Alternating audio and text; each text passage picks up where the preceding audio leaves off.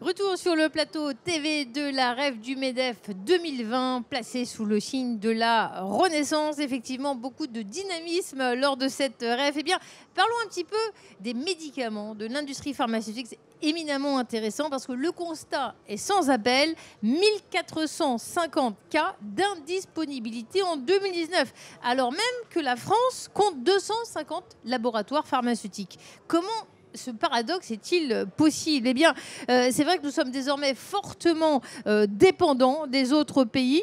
Nous, la France, nous, l'Europe. On en parle avec un acteur de la synthèse pharmaceutique et de la chimie fine, Sequence.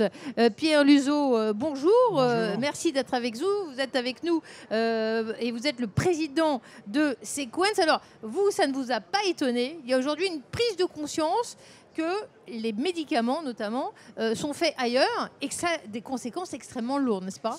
Absolument. Alors en fait, la crise a bouleversé un ordre établi depuis une vingtaine d'années. Au début de ce siècle, il y avait 80% des principes actifs et des intermédiaires localisés en Europe. Aujourd'hui, c'est l'inverse. 20% seulement. Et la crise a mis en quelque sorte en exergue la pénurie de certains médicaments. Critiques, parfois essentielles.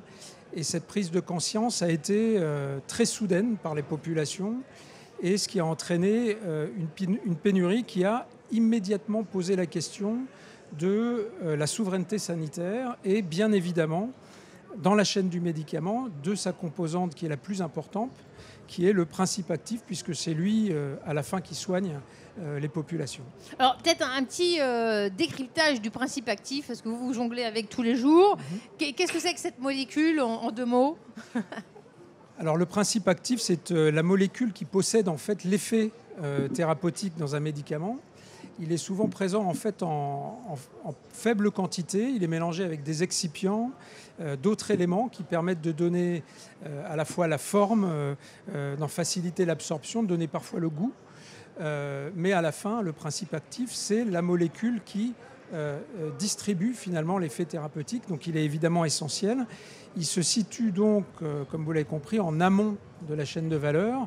La chaîne de valeur étant composée de la fabrication de ces principes actifs et en suivant de sa mise en forme, puis de la distribution pour aller dans les hôpitaux et ensuite les officines. Alors, vous avez fait beaucoup lors de cette crise du coronavirus, parce que la plupart du temps, là, quand on met du gel sur les mains, c'est le vôtre. Combien vous produisez aujourd'hui de litres par jour? Alors nous avons une capacité instantanée de 75 000 litres par jour et effectivement nous avons été les premiers, en tout cas parmi les premiers, à nous mobiliser pour mettre et pour dédier des lignes de fabrication à ce gel et cette solution hydroalcoolique. Il y a eu un pic en avril et mai, comme vous vous en doutez. Ensuite, un niveau d'activité très significatif, y compris pendant l'été. Malheureusement, j'ai l'impression qu'il y a une seconde vague et évidemment, la demande pour ce type de produit est en train d'augmenter. Probablement, malheureusement, à nouveau. Alors, quelle est la marque de votre gel à vous? Parce que on a vu quelques affaires avec des personnes qui avaient consommé du gel frauduleux. Ça avait même brûlé les mains de salariés de France 2. J'ai vu ça. Et donc, quel est le vôtre? Il ne faut pas se tromper, tous les gels ne se veulent pas, en quelque sorte. Alors, Sequence a une caractéristique, il en a particulièrement deux. La première, c'est que nous fabriquons les matières premières qui sont à la base de ces solutions hydroalcooliques. Et nous sommes, par exemple, le seul producteur français d'un produit qui a été très essentiel pendant la crise, l'isopropanol, d'une part. Deuxièmement, notre métier de base, c'est la fabrication de médicaments.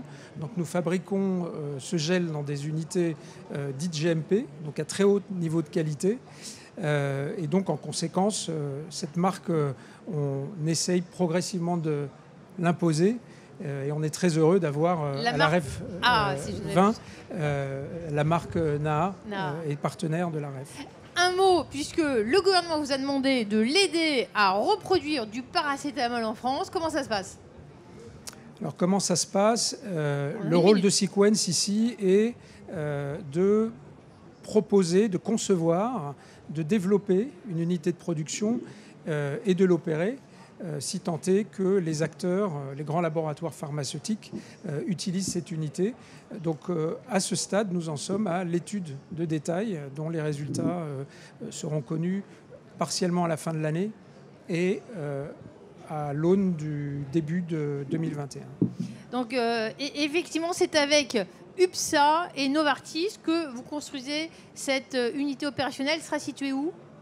Alors l'unité opérationnelle serait construite et opérée par Sequence uniquement. UPSA et Sanofi, puisque c'est eux qui ont été cités dans les journaux, je ne donne pas de secret, en seraient les clients. Et on a une certaine inclinaison pour le site de Roussillon, dans l'Isère, qui a été l'usine historiquement productrice du paracétamol avant la fermeture de l'unité en 2008. Eh bien, la reconquête de la souveraineté française, on comprend, dans le domaine de la santé, ça passe par le paracétamol. En 2019, plus de 200 millions de boîtes de Doliprane ont été écoulées en France. Pierre Luzeau, vous êtes le président de Sequence. Merci beaucoup, parce que je n'ai même pas mal à la tête, là. Je n'ai même pas besoin de paracétamol, parce que ces entrepreneurs sont extrêmement intéressants. Merci de nous avoir suivis. Merci. Merci beaucoup.